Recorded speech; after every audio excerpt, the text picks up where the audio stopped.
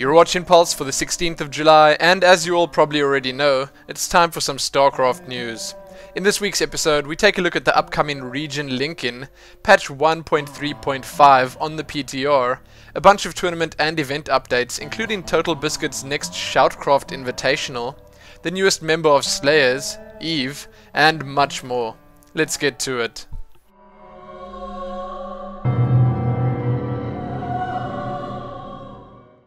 Starting with what is no doubt the biggest news going around this week, Blizzard are pleased to announce StarCraft 2 Region Link-in, an exciting upcoming change that will connect a number of StarCraft 2 communities around the world for multiplayer matchmaking and communication purposes.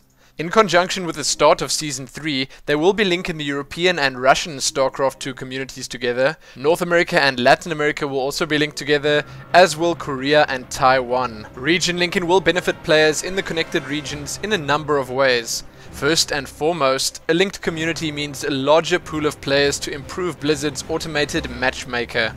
Whether you're an Elite Grandmaster or a Bronze League All-Star, more players in the mix means that you'll be able to find your games faster and do so more accurately. Players will also get access to a broader range of custom map games, which in turn means a wider audience for map makers. Those of you who have friends in the linked region will also be able to add them to your Battle.net friends list once the region link-in is complete. For the vast majority of players, the process will be seamless. Just log in, play, and say hello to all your new friends. Perhaps with a sneaky drop in their mineral line. There isn't much more to say about this. I think it's a great move from Blizzard and will no doubt just improve things, especially for the slightly smaller servers such as, I assume, the Russian, Latin American and Taiwanese ones. For more information about Region Link-in, check the FAQ link below and read the full post on the official site. Next, and last up in the official news, we have mentioned that StarCraft 2 Wings of Liberty patch 1.3.5 is currently in development and now available for testing on the PTR.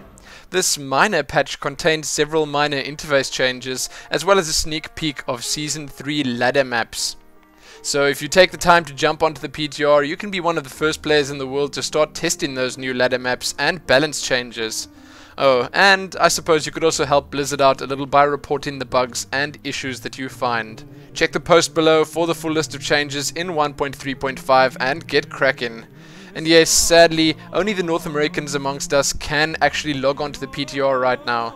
So you guys better enjoy it. We're going to start our tournament and event news with the GSL updates, and the GSL updates with the Code S happenings. So in the first day of the round of 16 of the Code S, we saw IM Nesty take down OGS Insnare, Xenex Coca beat MVP Genius, Trickster take down TSL Clyde, and IM Losira beat OGS Top.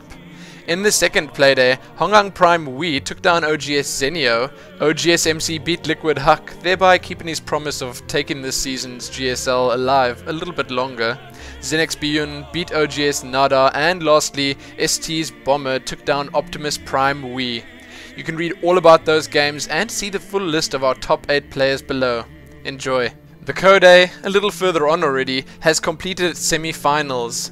Here come the spoilers. NS Hozio's Tassadar managed to beat Lenok Foyu with a score of 3-1, and Xenex Puzzle took down I Am Happy with an impressive 3-0. Sadly, I didn't manage to catch those games live, but I will definitely try to watch the finals on July the 18th.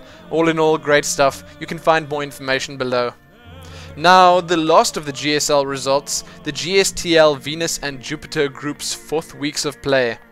In Venus Week 4, we saw Foyu take FXO down with a score of 4-1, and ST only just beat Xenex with a score of 4-3. Then in Jupiter Week 4, TSL managed to beat SlayerS with a score of 4-2. As always, read more below courtesy of Polarfluke. Now it's time for the always entertaining GSL extras. We don't have that much in here this week, but the little that we have is indeed awesome. Starting with the fact that the GSL October finals are actually set to be held live at BlizzCon 2011. Now that sounds like a treat indeed. I can't wait. Then it seems like fan favorite Doa is set to return to casting at the GSL for their next season. Great stuff. Lastly, check out a recap post of the GSTL thus far over at Team Liquid. Well worth a read too. The NASL updates. Yes, the finals have come and gone, and what are we left with? Some pretty surprising results. Here come the spoilers. The two players to make the finals were OGS MC and TSL Puma. Protoss and Terran. Let me just say that I did actually sit awake here till around 3 AM in the morning to watch the NASL Grand Finals between these two players, and the best of 7 series that they played was probably the best StarCraft 2 performance I have seen to date.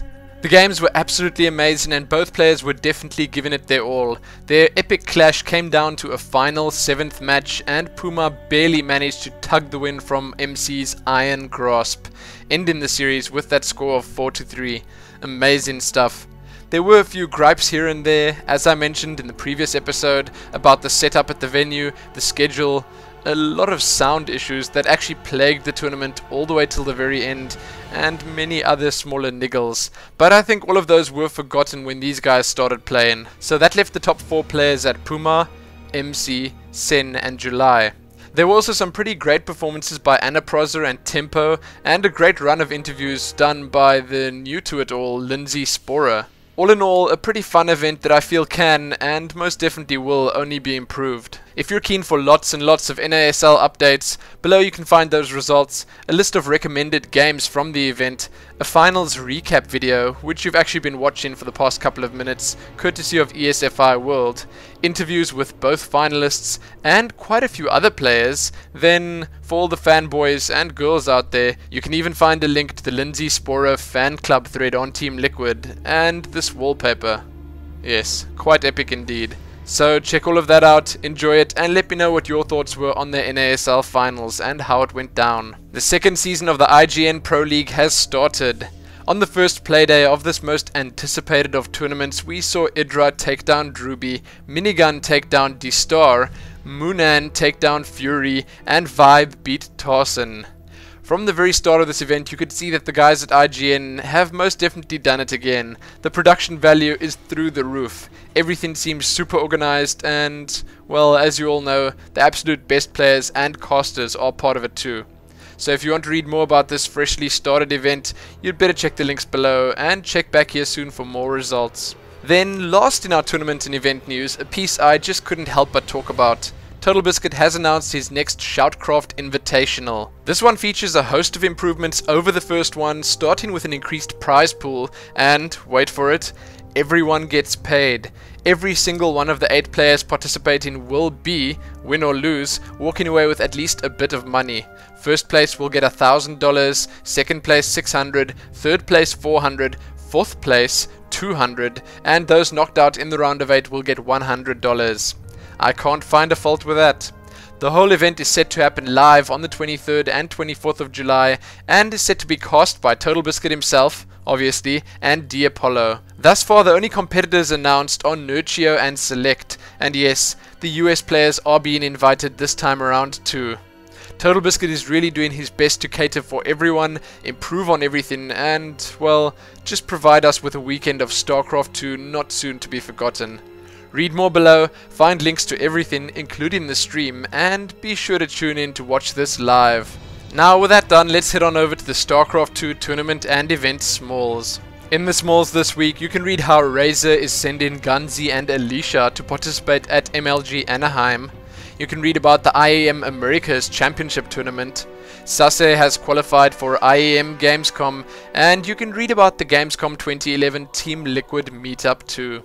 Then be sure to check out TL Attack Episode 6, featuring Fnatic MSI Sen and TotalBiscuit as a host. You can also read about the TeamSpeak Team Liquid StarCraft 2 Open number 19, and the Itsukosu Omega Division, Alpha Division and Beta Division. And last up in the smalls, also over at Team Liquid, you can read about the FXO Challenge. In the tiny amount of community news I'll be covering this week, let's start with the sweetest of the lot. Shi-Yun Eve Kim has been added to Team SlayerS, making her the first female professional StarCraft 2 player to hit the scene to date. She did apparently take first place in an amateur tournament in Korea before, but has no other experience with esports.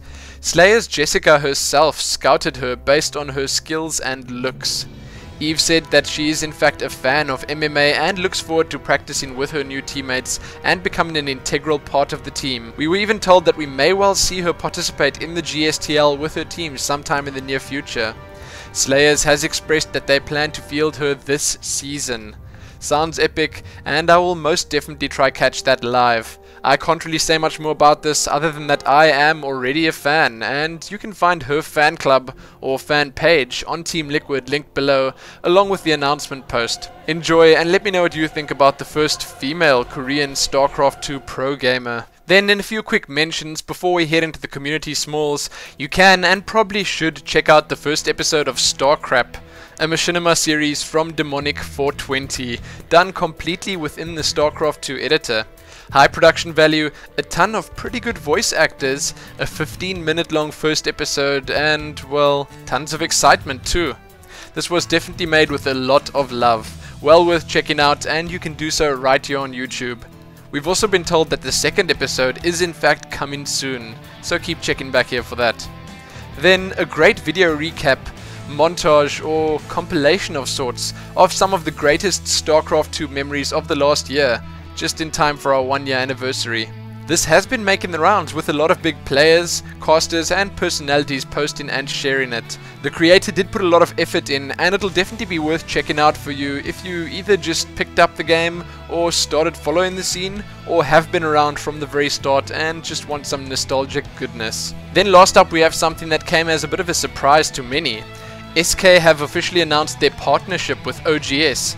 Both MC and Nada will represent SK Gaming in events outside of Korea. Nada's first event will be Assembly Summer. Exciting stuff. That's pretty simple and doesn't really need much more explaining. I think it's great if these big groups or clans help each other's players out, get them more exposure and spread that esports love. So yes, that's in fact the new SK Gaming StarCraft 2 roster, for the time being at least. Read more below. With that done, let's check out the StarCraft 2 community smalls. In the smalls this week, over at the official site, you can check out AchieveCraft number 9, Overmind Dead Body. You can check out the winner for the June Guardian of Accounts contest. You can read about the 2011 Comic-Con swag show panel. You can read about how cross-realm or region play might well be coming to StarCraft 2 soon. You can check out a Spades interview courtesy of Polarfluke, a Naugrim interview over at Gosu Gamers, an interview with Day 9, a message from Violet. It seems like 4GG might be playing StarCraft 2. Check out the Korean experience by FXO Boss. Read about how Fruit Dealer and Tester have joined StarTale. Sheth is apparently not returning to Korea from the NASL. S2 Games have announced a partnership with the NASL.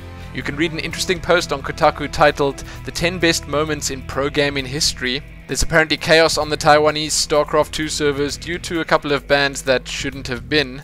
You can read about StarCraft Secret Missions by Christy Golden. Check out the Battlefield Egypt 2 trailer by Bounty over at SC2 Mapster. A fan has made the ultimate esports viewing UI. You should probably check that out over at Team Liquid. Read about the raid call situation. Warp Prism 4.0 has been released, and you can read about all the Warp Prism drama that's been going on over the past week, and there is a lot of it. Then you can check out 2 songs, one from Blake called The Terran Story and the other The Turtle Song. Then a bunch of Destiny videos. Check out Destiny Trolling Combat X, Destiny's amazing Roach micro, and 10 games between Destiny and Huck on the Korean StarCraft 2 servers. These are definitely worth checking out. Then another compilation or montage video, The Art of Marine Micro. You can check in on the progress of World Joyland, the seemingly Blizzard-themed amusement park. You can have a peek at a drawing that Sen made for Day 9. And lastly, have a look at some StarCraft 2 cartoons of Ladder Fearer Guy. Sadly, that's all I have for you in the StarCraft news for this week. Check back here soon for more. Remember to like the video, do all that other good stuff, and most importantly, happy StarCrafting.